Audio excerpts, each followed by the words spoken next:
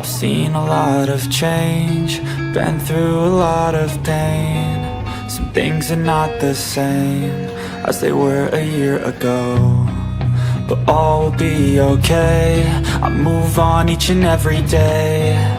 The past is where it stays, way back a year ago. I've changed for හයි කොහොමද? ඉතින් ඔන්න මාසෙක හමාරකට විතර පස්සේ අලුත් වීඩියෝ එකක් අරගෙන ආවා. ඉතින් හරිම ස්පෙෂල් වීඩියෝ එකක්. මෙතන දවස් 2ක 3ක විතර තියෙනවා. ඉතින් මං හිතනවා ඔයගොල්ලෝ වීඩියෝ එක එන්ජොයි කරයි කියලා. ඉතින් මෙන්න මේ යාළුවා අපි ගමනක් යනකොට හිටියේ. ඉතින් අද අප්‍රේල් 12. ඉතින් ඒක හින්දා පොඩි වැඩ වගේකට අපි දෙන්න මමයි නංගි යනකොට මෙයා හිටියේ. ඉතින් අපි යාට යෝගට් එකක් අරගෙන යෝගට් එක කන්න දුන්නා. ඉතින් ඊට පස්සේ එදාම රෑ මම හැමම පොඩි ගමනක් යන පිටත් වුණා. ඉතින් මං ආවා හස්බන්ඩ් එක්ක මේ පාර අවුරුදු සවරන්න ට්‍රින්කෝ. ඉතින් හස්බන්ඩ්ගේ බේස් එකට තමයි මේ යන්නේ. මං හිතන්නේ දැන් වෙලාව 4:00 5ට කාලක් විතර උදේ. ඉතින් හස්බන්ඩ් ආවා ට්‍රින්කෝ වල ස්ටෑන්ඩ් එකට බස් ස්ටෑන්ඩ් එකට මාව ගන්න.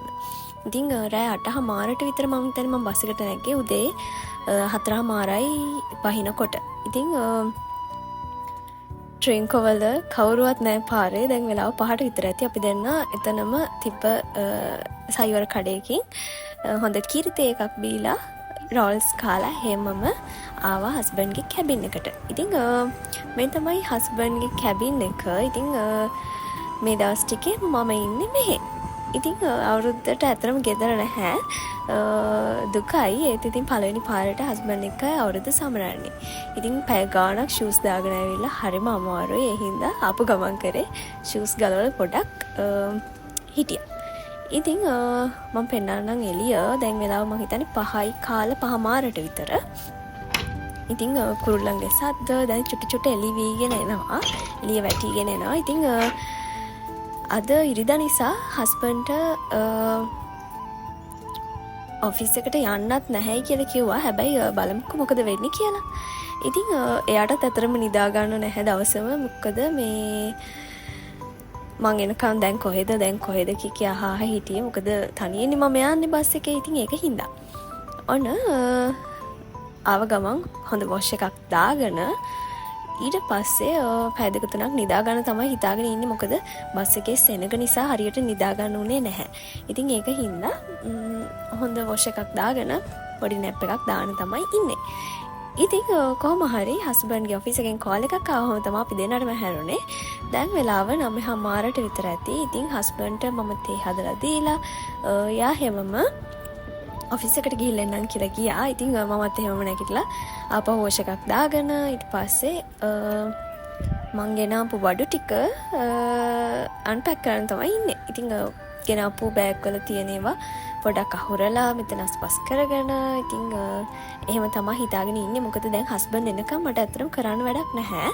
ඉතින් ඒක නිසා මං හිතුවා මේක පොඩක් අස් කරගෙන ඊට පස්සේ ටීවී එකක් තියෙනවානේ අද පරණ අවුරුද්දනේ. ඉතින් මං හිතුවා ටීවී බලන්න. මොකද කාලෙකින් ටීවී බැලුවෙම නැහැ. ඒක නිසා මං ගෙනාවු බඩු ටික ඉස්සලම මේ අස් කරා.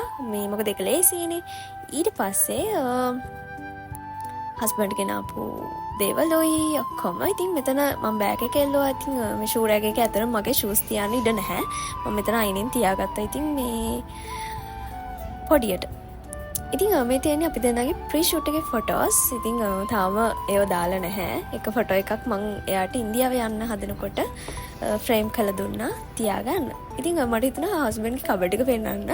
එයා ලස්සනට පිළිවෙලට මේ ටික හොරලා තියාගෙන ඉන්නවා. දැක්කම ආස හිතෙනවානේ. ඉතින් මට හිතුණා ඔයගොල්ලොත් එක්ක ෂෙයා කරගන්න. එයා ගානට පිළිවෙලට හැමදේම අස් කරලා තියාගෙන ඉන්නවා. ඉතින් ඊට පස්සේ මම මේ ටික අස් කරලා ටීවී බලන ගමන් ඇඳගෙන ආපු රෙදි ඔක්කොම සෝදාන්න දාලා. ඉතින් මේ ටික මට හොරගන්න තැනක් නැහැ. දැන් හස්බන්ඩ් ආවම තමයි කොහෙන්ද තියාගන්නේ කියලා අහලා ඒ ටික තියාගන්න ඕනි. ඉතින් මෙන්න මෙහෙම මේ බෝතල් වල තමයි වතුර දාලා තියෙන්නේ. ෆිල්ටර් එකෙන් වතුර ගෙනහල්ලා හස්බන්ඩ් ඔක්කොම රීෆිල් කරලා තියලා තිබ්බා. මොකද නැත්තම් මට එළියට යන්න වෙනවනේ. ඒක නිසා. ඉතින් එළිය කියන්නේ මෙතන ෆ්ලෝ එකේ තියෙනවා මේ ෆිල්ටර් එකක්. ඉතින් කොහොම හරි ඔන්න මම රෙදිත් සෝදලා දැන් පොඩ්ඩක් රිලැක්ස් එකේ ඉන්නවා හස්බන්ඩ් ලන්ච් එකත් අරගෙන එනකම්. ඉතින් ඔහොම තමයි මගේ අද දවස ගෙවුනේ. මං හිතනවා මං දිගටම වීඩියෝස් අරගෙන එයි කියලා. ඉතින් අපි මෙහෙ මොකද කරන්න කියලා මම ඔයගොල්ලොත් එක්ක ඉස්සරහ වීඩියෝස් වල ෂෙයා කරන්න. එහෙනම් හැමෝම පරිස්සමෙන් ඉන්න.